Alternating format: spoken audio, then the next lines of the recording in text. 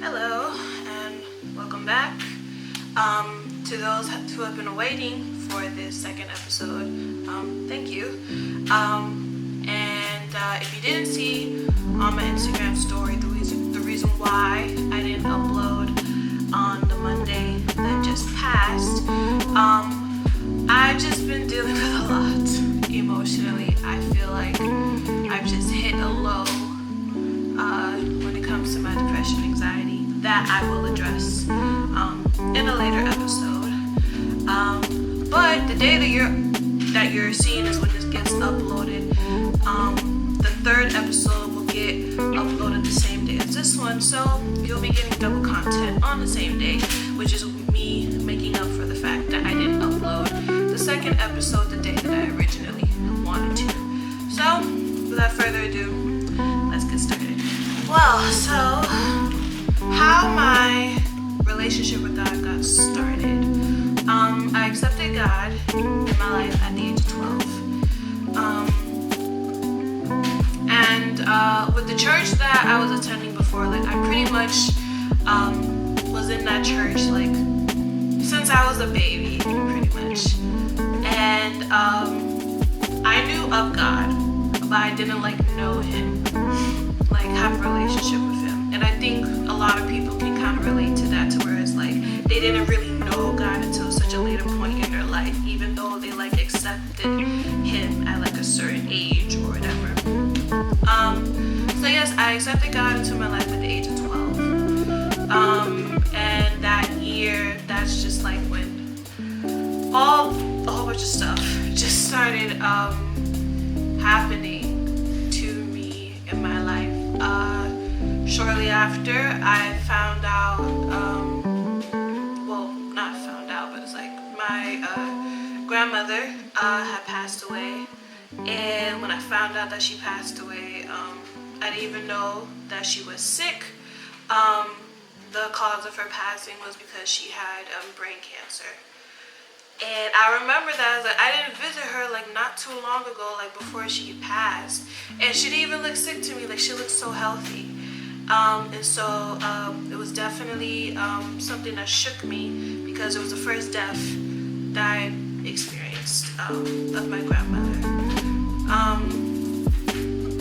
So yes, and then that happened, and that's where I'll say that is like where the depression really started to set in my life at that point. I was already dealing with some other issues. I know the issue with my eating disorder started already like before that, but well, that's gonna be discussed in another episode. But yeah, that's where the depression really started for me. And then my mother, it's just like one thing after another health-wise just started happening to her. She got arthritis.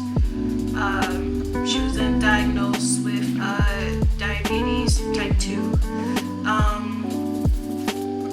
And just a lot of just madness was happening with my family and with me at the time. Because I was getting bullied. I was in middle school at the time. I was getting bullied. I started like self-harm, and a few suicide attempts had occurred.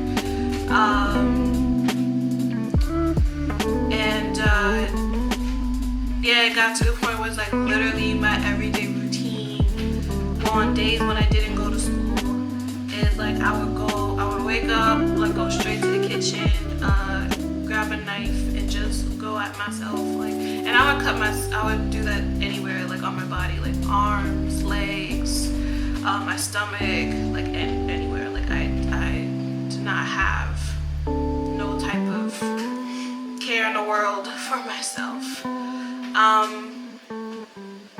And that went on for a few years.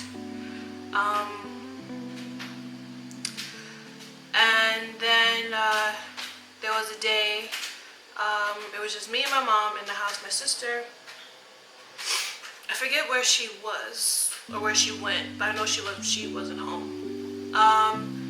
But yeah, I went to the kitchen, went to grab a knife. I was getting ready to like hurt myself again. But okay, so I have to like describe how my kitchen looked with my childhood home. So the kitchen in my house had like a rectangular doorway. And in the kitchen we had like the fan that spun around, and it had like a light on it too. And so the kind of like shadow it would cast, like coming out, like you would see like the shape of the light, and it would be like a rectangle shape. And then across the entrance of the door, or entrance to the kitchen, my mom had a picture of the Last Supper up. And so yeah, so to go back, like I went to the kitchen, grabbed the knife, about to cut myself, and then I looked at the picture of the Last Supper, and I see that there is like a straight, like circle-shaped beam of light shining on Jesus' face in the picture. And I looked up to see where the light's coming from, and it's like it's coming from the lamp that's in the kitchen. And then the beam of light is like shining through the like the top of the entrance of the kitchen, through the wall, onto his face. And I was just like in shock. Like I just remember falling to the floor on my knees, and I started crying. I don't know how my mom didn't come running in that moment, like, cause I was crying very loud. I was crying. Maybe she was asleep. I don't know. But yeah, I just started crying, and I was just like, oh my God, like how did I get here? Like what happened? And I heard the voice of God so clearly.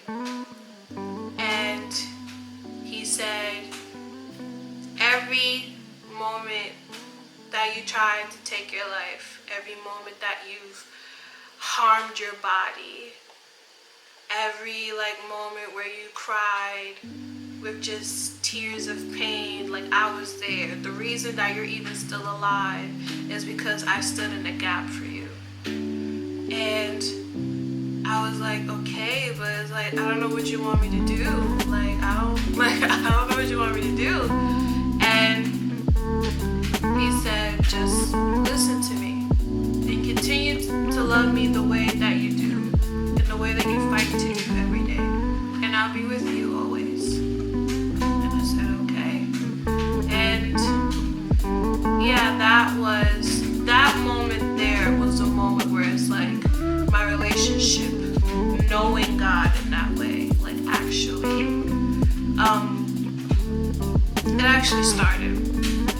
And it's not to say that my issues with mental health got better from that moment. I would actually say it's been like very up and down, like over the years. And I would say probably from 2016 up till now, that's when my mental health has had the greatest effect, has been like the lowest. Even with me having a relationship with God the way I do. But yeah, that's like how my relationship with God got started, how I like came to, how would you say, I guess like my testimony of how like I experienced God for the first time, I guess you could say that.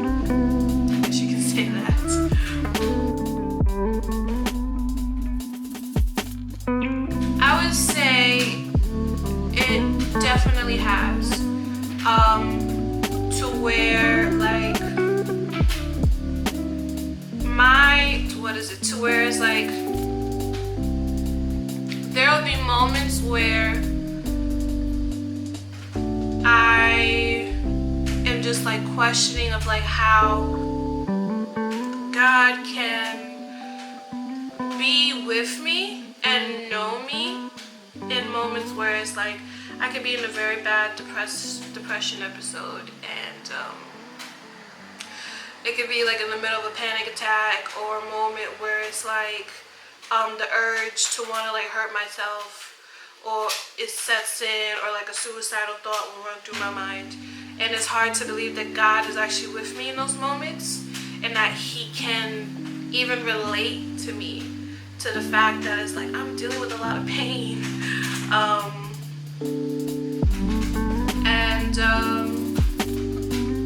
yes, in that regard, and then also like hard to relate to God in the sense of just knowing why, like what, like is there like a purpose behind this? And for that question, I haven't gotten an answer yet. I don't know if I ever will, because that's how God works. He's not gonna give you an answer for everything, unfortunately. Well, actually, no, fortunately, because it's actually for our good, because we're not supposed to know everything. But yeah, I would say that's how it's affected the way that I relate to God.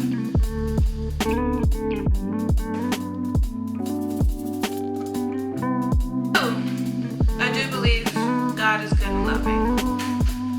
I have seen in many different ways in my life and in others like how He is good and loving. Is there moments where I question how He can be good and loving to me with the mental illnesses that I deal with? Absolutely.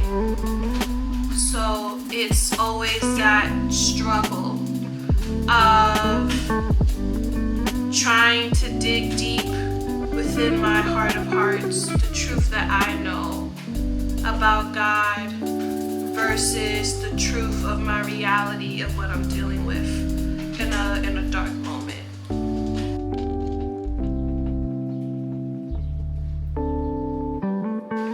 My belief and understanding of God has morphed throughout the years in very interesting ways. Yeah, I would say it's definitely grown. Definitely grown. I would say in one way is that I take the reading of the scriptures way more seriously than I did like earlier in my walk with God. And like literally like a pet peeve or like just a thing that like just like I can like go off about in like a conversation with anyone for like hours is like when people use the word of God out of context.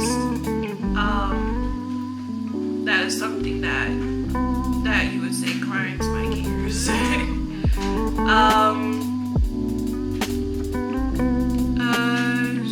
yeah, I would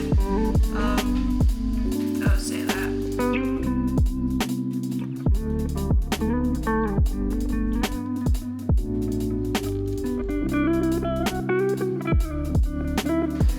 God's sovereignty, God's will.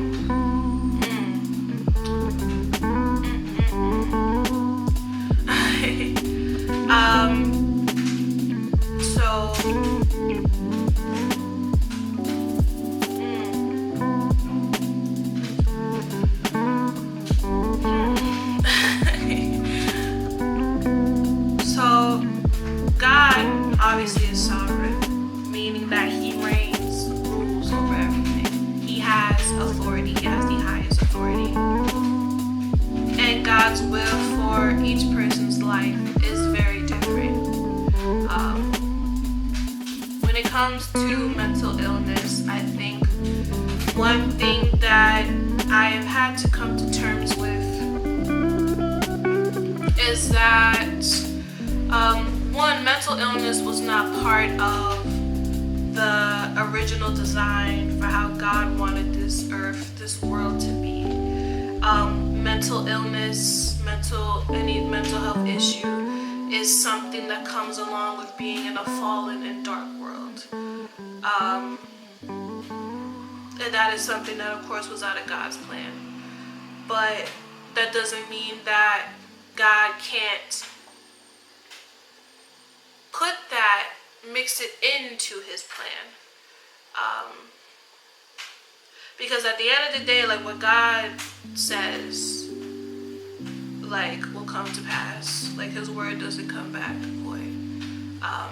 Even though it may be hard to believe at times.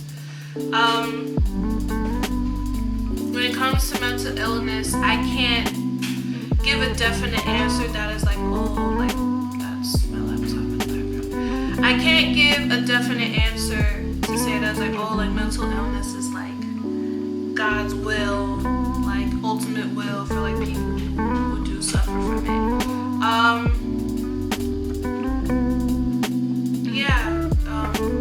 That's like the best answer I can give for that. I love this question. I love this question. And this is something that I think in the beginning of me really going on this like journey and me starting to be of what I become like being like an advocate, this is something that I've talked about a lot. And I'm gonna start by answering this question by saying this. Do I believe that there is an absolute spiritual aspect that can cause someone to have mental health issues? Absolutely. That doesn't mean it is the only issue. With any mental illness, there are so many different factors that we have to take into account, along with spiritual.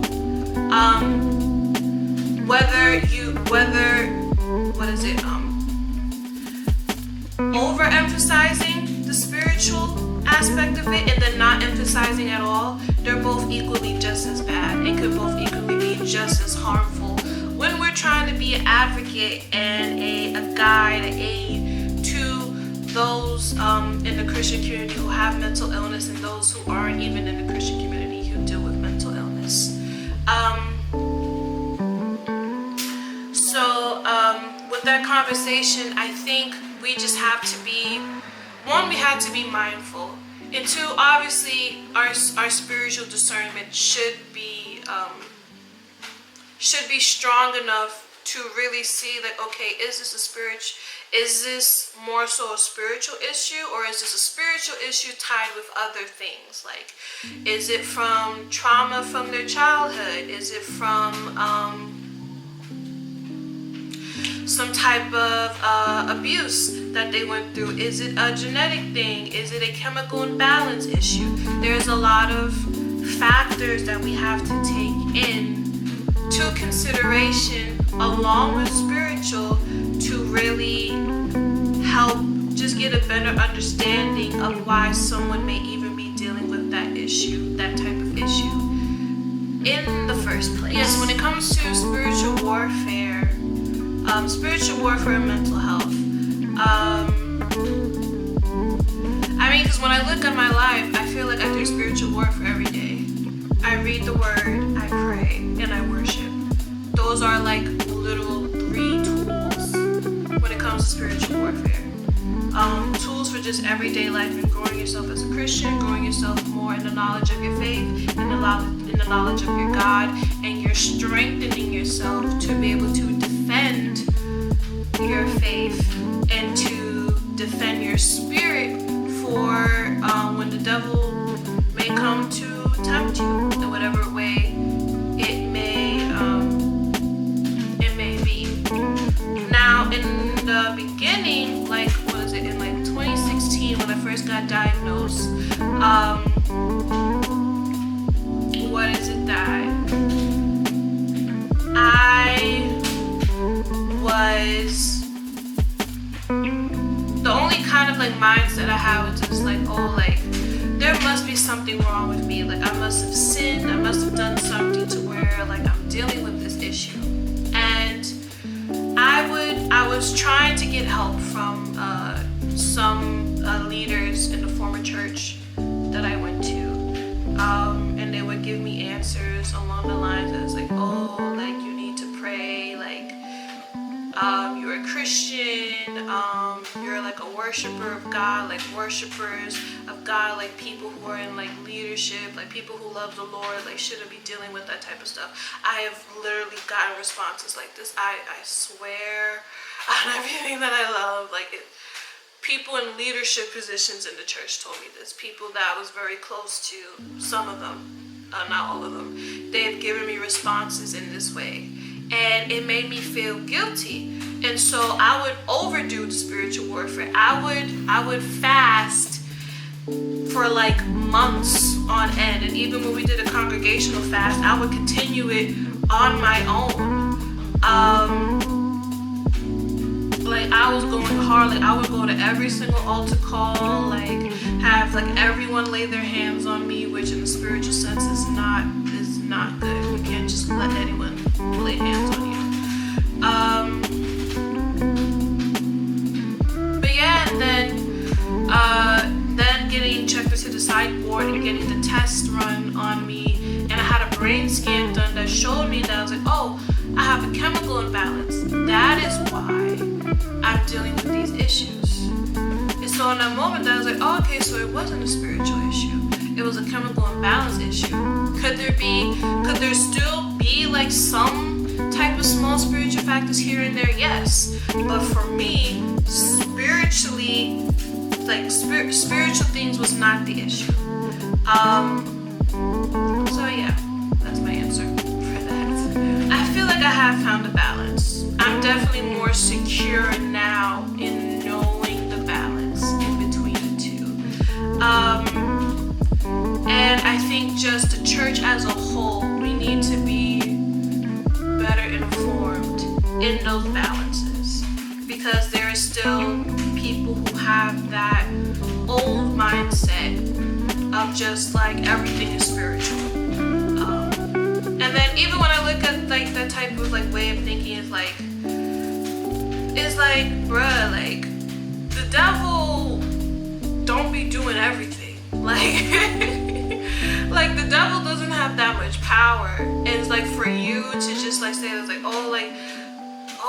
because the like spirit of iniquity and the demons or whatever is like, bruh, like have you taken into consideration like possibly they went through some type of abuse, they possibly went through some type of traumatic event, it could be a chemical imbalance, it could be a genetic thing. Like it just takes being informed and actually willing to receive that information. Like especially like for people who are in a church and they probably are dealing with some type of mental health issue quietly, and they're afraid to express it because they're probably surrounded by people who have that old overly spiritual mindset, which is not healthy. And so it's just up to us as a church, as a whole congregation, to really just start that conversation, to be willing to like understand that